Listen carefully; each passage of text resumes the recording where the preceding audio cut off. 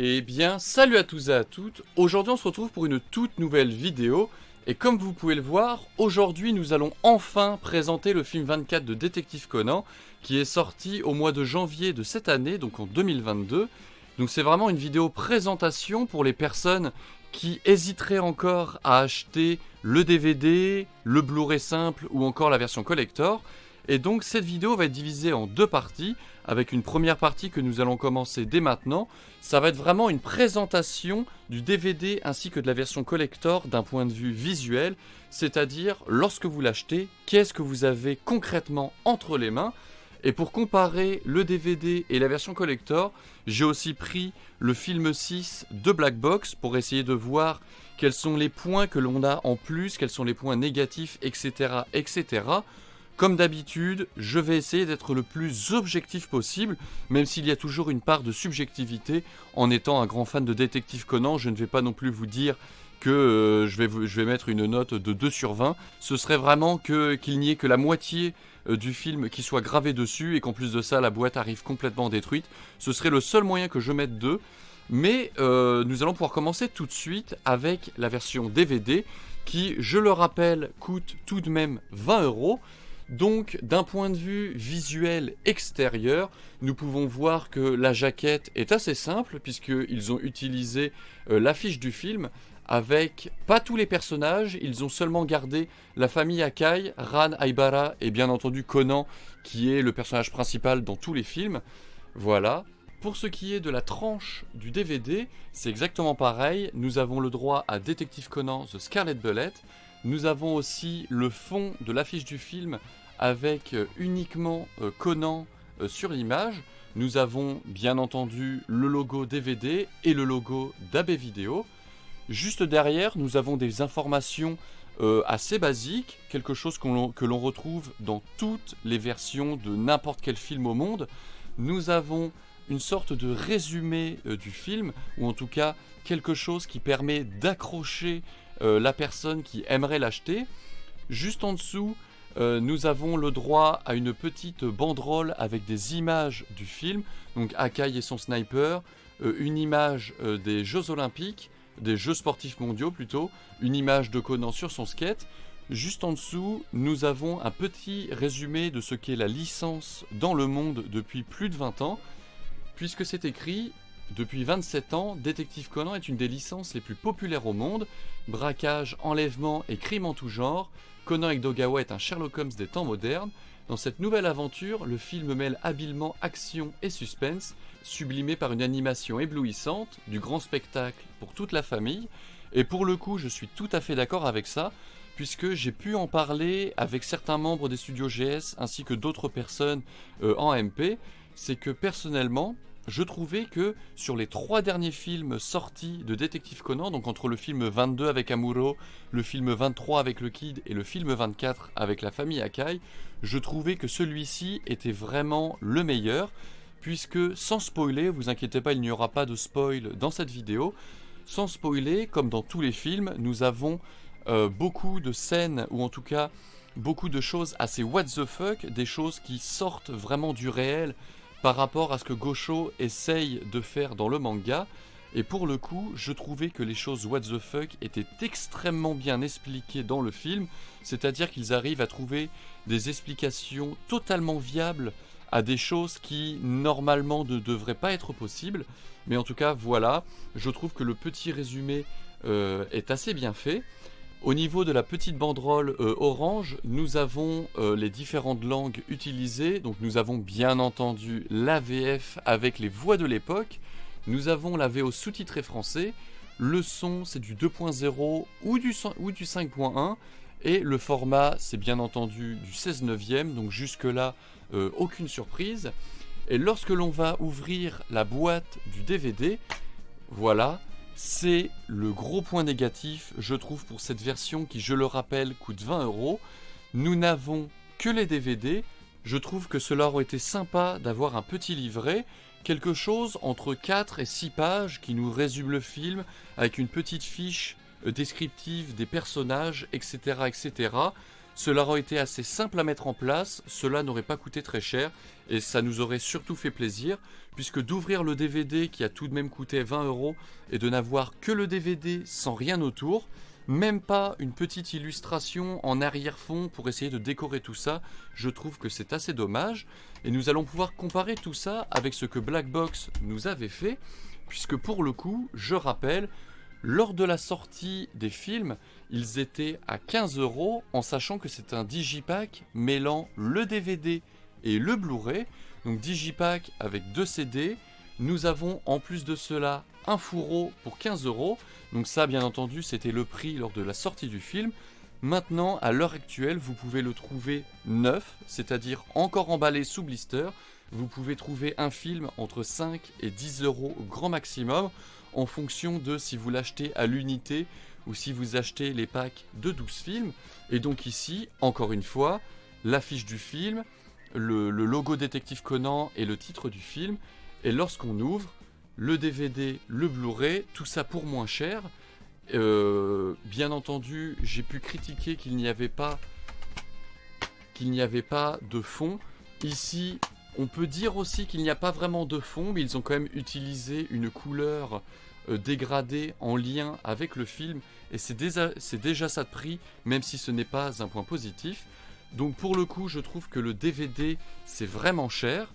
Pour 25 €, vous avez le Blu-ray. Même si je ne l'ai pas acheté, je sais que le Blu-ray, c'est exactement comme le DVD.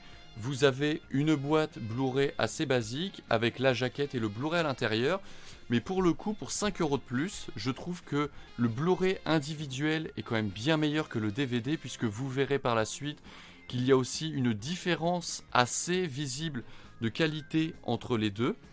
Et nous allons pouvoir finir cette petite découverte visuelle par le collector du film, qui pour le coup, il est vraiment beaucoup plus intéressant, puisqu'il ne coûte entre guillemets que 30 €. Nous avons la seconde affiche du film et pas celle qui était utilisée dans les cinémas. Nous avons Conan au milieu et les 4 membres de la famille Akai tout autour. Et je trouve pour le coup que cette affiche, pour un collector, elle est vraiment très stylée. Donc derrière, pareil, nous avons les mêmes éléments que l'on retrouve avec le DVD. Seul point supplémentaire, c'est qu'à l'intérieur, il est inclus le téléfilm Détective Conan The Scarlet Alibi. Malheureusement, il est inclus en DVD, mais au moins, ça fait un bonus et c'est assez intéressant. Pareil, donc le Blu-ray, les informations du Blu-ray qui seront identiques pour le Blu-ray individuel, c'est encore une fois de la VF, de la VO sous-titré français, l'audio en 2.0 et le 5.1, du 16/9, et le film dure environ 1h45, 1h50, donc rien d'anormal. Et le Scarlet Alibi, lui, pour le coup, dure un peu moins d'1h30. Voilà. Et ce qui est aussi super bien, que nous avions sur Black Box, mais que nous n'avions pas avec le DVD individuel, c'est que nous avons le droit à un fourreau qui est pour le coup beaucoup plus rigide et donc solide que ce que Black Box nous avait proposé. Donc voilà, comme vous pouvez le voir, c'est quelque chose d'assez robuste qui va vraiment avoir sa place dans une collection et qui ne sera pas abîmé en un temps record comme ce qui peut arriver pour certaines boîtes. Voilà. Et lorsque l'on regarde, encore une fois d'un point de vue extérieur, nous avons aussi le droit à un digipack avec le Blu-ray à gauche, le DVD du film au centre et le DVD de Scarlet Alibi tout à droite. Au niveau du fond qui est utilisé, nous avons encore une fois un fond rouge dégradé de noir avec des sortes de petites étincelles un peu pour faire des flammes, qui est l'un des éléments principaux du film et qui est aussi l'un des éléments principaux de beaucoup de films de Détective Conan. Voilà. Et juste derrière, pour essayer d'illustrer, de décorer un peu la face extérieure de ce digipack, nous avons les membres de la famille Akai, Ran, Aibara et Conan. Ce sont les mêmes illustrations que sur l'affiche du film, donc c'est assez basique, mais c'est simple, efficace et ça fait plaisir. Donc voilà, maintenant trêve de blabla, je pense que j'ai quand même assez bien montré ce que nous avions entre les mains lorsque vous achetiez le DVD ou la version collector. Donc d'un point de vue extérieur, la version collector ressort vraiment gagnant en sachant qu'il n'y a que 10 € de différence entre ces deux versions. Je trouve que le fait qu'il y ait quand même 2 CD supplémentaires, c'est-à-dire le Blu-ray et Scarlet Alibi en plus, le fait que ce soit dans un fourreau rigide et le fait que ce soit un digipack, la version collector est bien devant. Et maintenant, nous allons pouvoir passer à la seconde partie de cette vidéo où nous allons présenter de façon plus technique ce que nous avons lorsqu'on lance le DVD ou le Blu-ray dans un lecteur. Et bien voilà, on se retrouve pour cette seconde partie de vidéo où nous allons voir le côté technique du DVD et du Blu-ray du film 24. Pour les données pures, je me base sur un article de Mangatoon qui a fait un travail remarquable. Le lien de l'article sera bien entendu en description. Pour le Blu-ray français, nous sommes sur du 1920 par 1080 pixels avec une framerate de 23 976, donc quelque chose de très classique pour de l'animation. En moyenne, le débit vidéo est de 27 mégabits par seconde et sa compression est en H264, donc rien de nouveau sous le soleil. Que ce soit dans cet article ou sur les réseaux sociaux, ce qui en ressort, ce sont les problèmes à l'image avec du color branding, c'est-à-dire que l'on peut voir à l'image différents tons de couleurs comme des bandes, alors que normalement tout cela doit être homogénéisé. Les plus experts d'entre nous trouvent donc que l'édition vidéo est une horreur. En revanche, pour ce qui est de l'audio, il semblerait que la piste VO et VF sont toutes deux de bonne qualité. Maintenant, à nous de voir avec nos propres yeux et en conditions réelles, si vous n'êtes pas à cheval sur les détails, peut-on regarder le film sans que cela pique aux yeux? Nous allons voir ça tout de suite. Que ce soit le DVD ou le Blu-ray, la structure reste la même, seule la qualité change. Contrairement à ce qu'a fait Black Box, nous avons droit à un très beau menu, assez sobre en quantité, avec le lancement du film, les chapitres ou encore les pistes audio pour choisir entre la VO et la VF. Malheureusement, et c'est vraiment dommage car ça ne mange pas de pain, nous n'avons pas d'OST à ce menu, il est totalement muet. Personnellement, j'aurais mis le main theme du film pour ambiancer tout ça car la première fois que l'on insère le CD, beaucoup ont regardé le volume de leur télé ou de leur ordi car on peut penser que ça vient de nous, mais non, le fait qu'il n'y ait pas de son lorsqu'on lance le DVD ou le Blu-ray est totalement normal, et pour le coup, même si le menu DVD de Black Box n'est vraiment pas très attrayant à l'œil, je trouve que le seul fait que Black Box ait rajouté le thème principal pour chacun des films, ça rajoute vraiment quelque chose que l'on n'a pas ici, et pour le coup, AB Vidéo s'est quand même embêté à faire un très beau menu, mais j'ai comme l'impression qu'il gâche tout avec le manque d'OST, et c'est vraiment dommage. Maintenant, regardons plus en détail la qualité du DVD. Personnellement, même si je ne suis pas du genre à chipoter, je trouve que de mon côté, la netteté du menu DVD n'est pas top, contrairement au Blu-ray. Chaque appareil est différent et je sais qu'une présentation d'un produit peut varier en fonction des appareils utilisés, mais là c'est assez visible. Ensuite, au sein du film, l'image n'est pas dérangeante plus que ça, hormis lors des scènes sombres où le fameux color branding annoncé par Mangatoon est clair. On peut voir les bandes sur certaines parties de l'écran. Si on n'y fait pas attention, cela ne gêne aucunement le fait de regarder le film.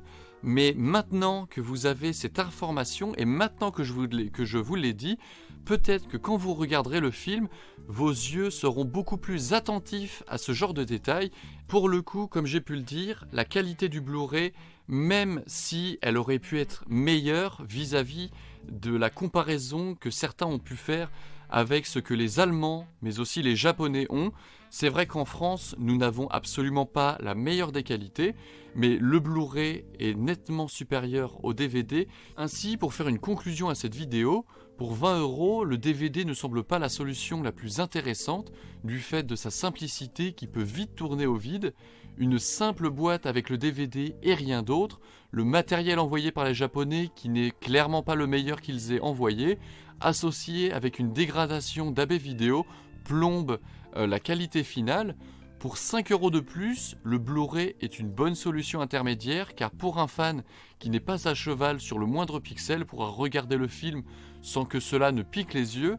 Et enfin, on ne va pas se le cacher, la version collector à 30 € est le meilleur produit des trois, même si pour le coup j'ai un énorme conseil pour ceux qui ne sont pas pressés par le temps.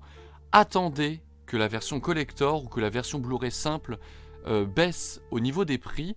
C'est sûr que d'ici quelques mois vous pourrez très certainement les retrouver pour un prix abordable, allant peut-être, je dis une fourchette assez large, allant de 10 à 20 € pour la version Blu-ray, mais aussi la version collector. Donc si vous n'êtes pas pressé, attendez, puisque pour 30 € cela reste tout de même quelque chose d'assez onéreux. Surtout qu'on sait tous, et il ne faut surtout pas se voiler la face, que pour beaucoup, comme pour moi, on achète surtout la version physique pour la collection. On va peut-être revoir le film une fois. Sa fonction première, c'est vraiment un objet de collection qui symbolise l'arrivée des films en France. Et pour le coup, le coffret collector ressemble, comme j'ai pu le dire tout à l'heure, au coffret des 30 épisodes. Et il a toute sa place sur une étagère aux côtés de ses cousins. Si je me rappelle bien, j'avais mis la note de 15 pour les coffrets Black Box. Ici, pour le DVD unitaire, je serai plus sur une note de 10. Car hormis la VF qui est le gros point fort du film, le DVD n'est pas le plus intéressant. Le collector, lui, se voit octroyer la note de 15 comme Black Box, car le point négatif de la qualité visuelle qui peut gêner les plus regardants est rattrapé par le fait que c'est un bel objet qui fait plaisir à avoir chez soi. J'espère en tout cas que cette vidéo vous aura fait plaisir. Elle a pris beaucoup de temps à être faite, et c'est vrai que cela fait déjà, au moment où je tourne cette vidéo, cela fait 2 mois que la version physique est sortie, et je m'en excuse. N'oubliez pas de vous abonner si ce n'est pas déjà fait, un petit like si vous avez aimé, et sur ce, peace.